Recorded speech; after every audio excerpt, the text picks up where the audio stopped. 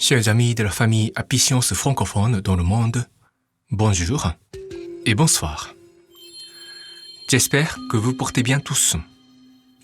Le Gosei Tansai, cérémonie de la descente du Seigneur, a été célébrée dans notre temple béninois et nous avons été nombreux à témoigner de la gratitude et à rendre hommage à la vie de Maître Okawa. C'est avec un immense plaisir que j'ai pu entendre certains témoignages venant des leaders du temple que je ne vais pas manquer à partager avec nos amis japonais qui continuent à soutenir notre mission béninoise. Rendons grâce au Seigneur El Cantare aujourd'hui aussi pour sa lumière, sa miséricorde, sa puissance qui nous permettent d'avancer aujourd'hui aussi. Merci beaucoup, Seigneur. Aujourd'hui, j'aimerais partager avec vous une parole du Seigneur concernant la prière. La voici. Le matin, au réveil, les soucis ont disparu. Les tracas de la veille ont été effacés par le sommeil. De plus, comme nous passons dans le monde spirituel pendant notre sommeil et que nous recevons notamment la lumière du soleil spirituel, nous nous sentons revigorés le matin. C'est pourquoi la prière du matin est souvent particulièrement efficace. Lors de cette prière matinale, faites tout d'abord une prière de gratitude. Une prière pour remercier d'être encore en vie aujourd'hui. Ensuite, si l'on prie en disant « Que cette journée soit bonne, que je puisse accomplir de grandes choses tout au long de cette journée, que je puisse vivre pour le bien de nombreuses personnes », une lumière intense nous envahit. En faisant le plein d'énergie ainsi le matin, je pense que l'on peut travailler avec vivacité et dynamisme tout au long de la journée. J'ai trouvé ces paroles dans un livre intitulé « Découvrir son destin », qui est un recueil de questions-réponses. Quand j'étais encore jeune membre de Apicience, c'est toute une série de ces questions-réponses qui m'a nourri et soutenu pour affronter les défis de ma vie. La façon dont Maître Okawa répond à tout type de questions venant soit de ses disciples, soit des gens qui lui sont un peu hostiles, me fascine toujours. Et nous me permettent de comprendre une chose essentielle dans l'apprentissage de la vérité. La vérité ne saura jamais être totalement contenue dans des paroles écrites ou verbalisées.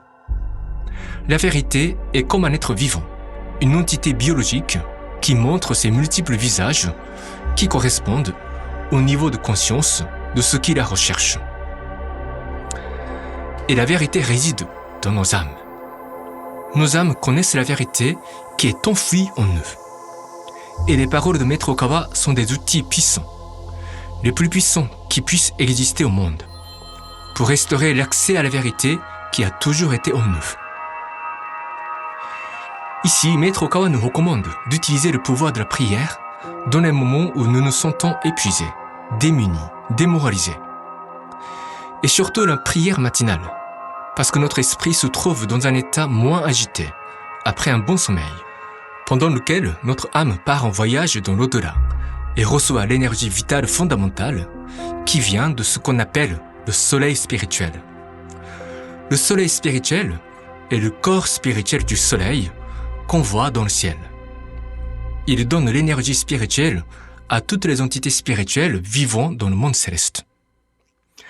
Le sommeil a cet effet spirituel qui n'est pas expliqué dans la médecine, qui reste toujours piégé par le matérialisme. Nous peut-on affirmer que le sommeil est une activité essentielle de notre âme qu'il ne faut pas négliger. Pour la prière matinale, Maître Okawa nous propose d'abord d'exprimer la gratitude. On a dit à maintes et maintes reprises que la gratitude est la clé pour rétablir la connexion avec le Seigneur et qu'elle est aussi la clé d'une vie véritablement réussie.